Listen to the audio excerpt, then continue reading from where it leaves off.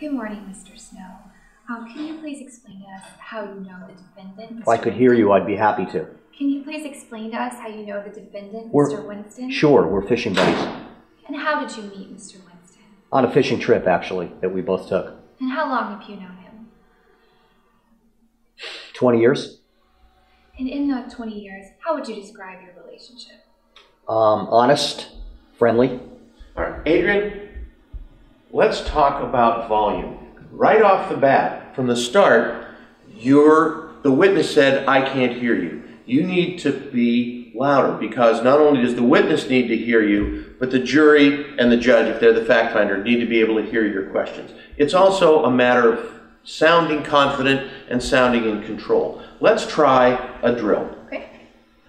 You just start talking. You just say the Pledge of Allegiance again, but start at the level that you were talking when you were talking to the witness. And I'm going to start backing away from you. And I want to make sure that I can hear you the whole way as I back up, which means what are you going to have to do as I do that? Get louder. You're going to have to get louder. So start at the same volume you were talking to the witness.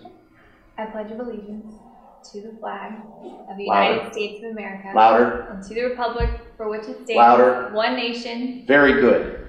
Now, a couple of other ways that you can think of that will help you. If you know this is the distance you are from the witness, imagine the witness is sitting 10 feet farther away. Okay. Or imagine that the witness is sitting behind the wall.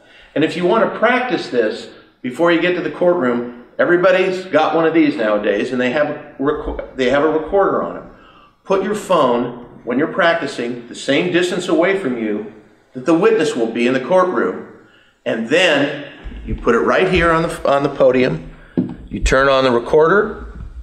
You come back and you practice your examination. Then after you're finished, go back, get the phone, turn it back to playback, and listen to yourself and see whether you could be heard. Okay.